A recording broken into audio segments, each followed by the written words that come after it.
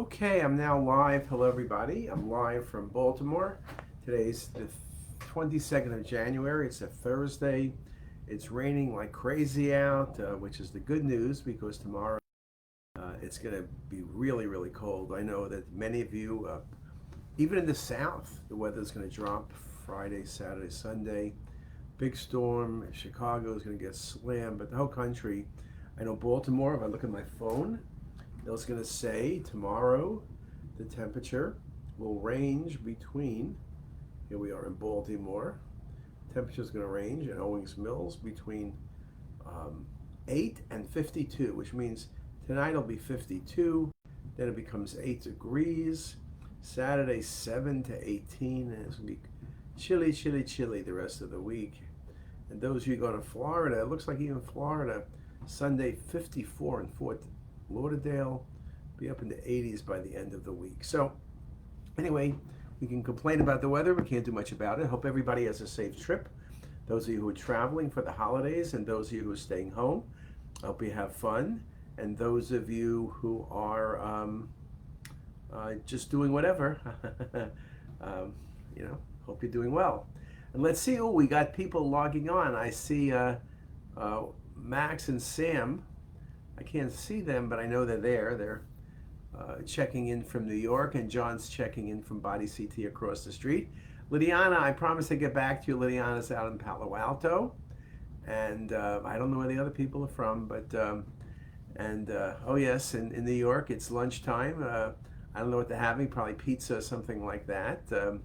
After the guys went to the dentist today, pediatric dentists are not what they used to be.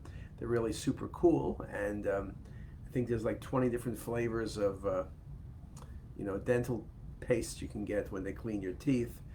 My dentist is take it or leave it, whatever they give me.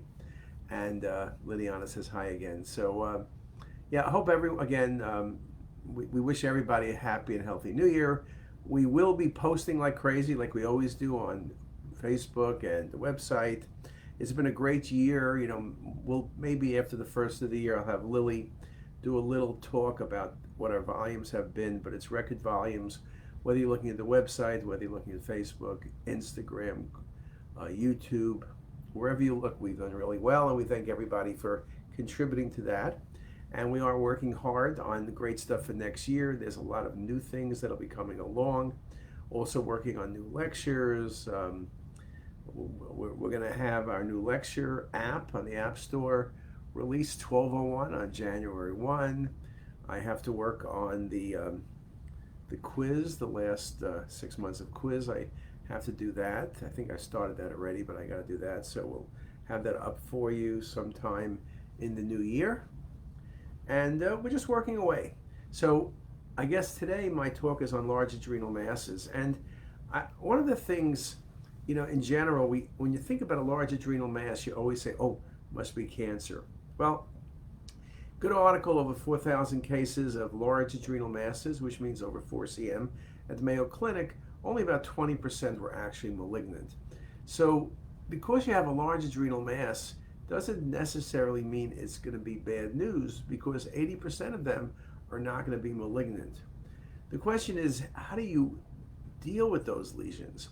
We talk about under 4 cm, we talk about washout values. If the washout is more than 60%, it's an adenoma. But those rules don't apply to over 4 cm. And also, a lot of the lesions over 4 cm don't wash out quite the same. So what are we dealing with, and what do we need to do? First thing I'll tell you is what our surgeons tell us and our endocrinologists: we do not biopsy the adrenal gland. Do not say 6 centimeter mass, advise biopsy. They get really pissed off. And you don't want a pissed off endocrinologist chasing you down. So you can't do biopsies. You got to figure out between imaging, CT, MR, things like dotatate, what is it that you could come up with in terms of an answer. Now, with larger lesions, we'll still do multiple phases, because I am going to worry about the possibility, can I figure out something like the lesion supravascular? Maybe I'm dealing with a pheo. Pheos can be solid or cystic. They can be small or they can be large. Adrenal cortical carcinoma has neovascularity, often is necrotic, often can spread locally. Adrenal cysts are large, can be large, or water density. Myelolipomas contain fat, can be large. Remember, over 5 cm, you're typically going to resect them because of the chance of bleeding. But so you think for a second, many things can be benign and big. So I said it's cysts, angiomyolipomas, unusual tumors, ganglioneuromas, pheochromocytomas. Of course, you're going to worry about the malignancies, but let's just think about the things. We also talk about adenomas. We've had a bunch of atypical adenomas. Yes, I know adenomas are under 4 cm, but the reality is they can be much larger. We've had some 8 and 10 and 12 centimeter adenomas. I will admit I didn't have the nerve to call them, and they looked like solid masses, maybe a little bit of enhancement, nothing really special about them. But there's no way in the world you can call them adenomas when they're that large. We also talk about hematomas. Hematomas are challenging to me. Hematomas can occur for many reasons. Acute hematomas, trauma, anticoagulant therapy, but those are usually under 4 cm. You can have Mets that bleed. You can have Mets to cysts that bleed. You can have myelolipomas that bleed, and even pheochromocytomas. So I think it challenges when I see a bleed, I'll look really carefully. If there was trauma, anticoagulant therapy, I'm in better shape. But a lot of times you'll see a bleed, you may not see the act of bleeding, but you'll say, why did this bleed? Well, primary tumors, including ACC and Mets, especially lung cancer, can present with bleeding in the adrenal gland. Commonly, right adrenal presents with back pain and acute cholecystitis or renal colic or something like that. So you need to be very careful. It's a very important diagnosis to consider. Now, I will tell you, it's a tough call to make. When it's early, when it's trauma, when it's recent surgery, I'm behind you, it's easy. But when it's these big masses presenting later on, could have been a bleed, well, I'll put that in my differential. But if it's just a solid mass with little enhancement or mild enhancement, there's no way I can call it a specific bleed. Sometimes you can see a mass within the hematoma, but that's more in the acute setting. The ones that have been challenging to me have been hematomas that are old, that the pathologist says, oh, it's all blood. We don't see any mass or anything else, nothing to worry about. And the CT was homogeneous. Didn't enhance much because old blood is not going to enhance. And the veins and arteries all look good. So again, it's kind of a challenge. I think what you need to do is look carefully at lab values. Make sure it's not a pheo. Pheo's epinephrine levels are going to be up. That's easy. Look at the attenuation. Is it fat? Is it calcification? Is this a big myelolipoma? Is it a cyst? Think about hematoma. If you're thinking hematoma, is there a reason that you really could be definitive that it's a hematoma? Not that it's a hematoma, but can't rule out underlying tumor that bled. That's always going to be a challenge. Sometimes you could solve the problem. Quite frankly, sometimes you can't. But it's all of those things that I need to consider. Also, what else? We've had crazy lesions, ganglioneuroblastomas, angiosarcoma of the adrenal gland. So sometimes you have really big masses that are aggressive, but truthfully, the really aggressive masses are easy because they look like tumors. The vascularity, the extension locally, all of those things are really can look like that. So that becomes very important. So I am aware of those, and those really I don't think I have a problem with. But like tomorrow's Friday. Every other Friday we have a adrenal conference, and I looked at the 6 cases we have. I think 2 of them are pheos, one's bilateral pheo, but there are 3 masses that are solid masses in patients with no hormonal history, no really great history. I think 2 of them maybe were picked up incidentally on a chest CT or an abdominal CT. But what do you do? Do you do adrenalectomy? The answer is you have to, but then the question is, what do I think the lesions are? If I think the lesions are probably benign, then they're going to do a laparoscopic adrenalectomy.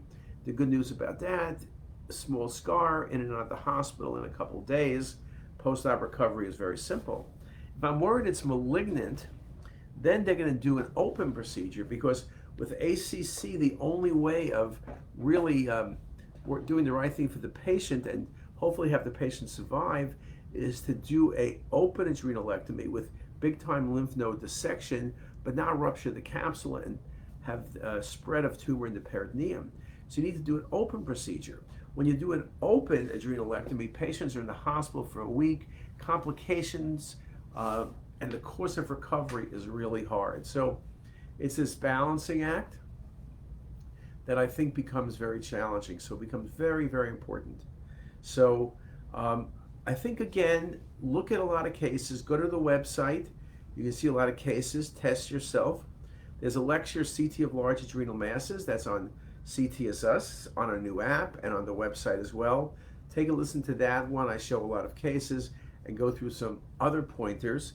But again, I think it's looking at cases. The more cases I've looked at, it's not necessarily that I've gotten better, but I've gotten a little bit more conservative, and I really realized the range of tumors and the range of benign lesions.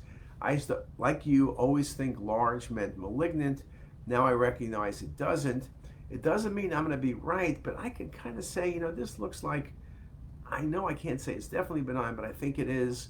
So you can do it as a laparoscopic procedure, and that alone becomes very helpful. So with that, I'll stop there. I used up my time. Hope everyone's doing well. I'll say again hi to, let me see who else got here. All right, Sam Max, you got anything to say? You can wave, but I can't see you. Okay, and then if not, I hope everybody is doing okay.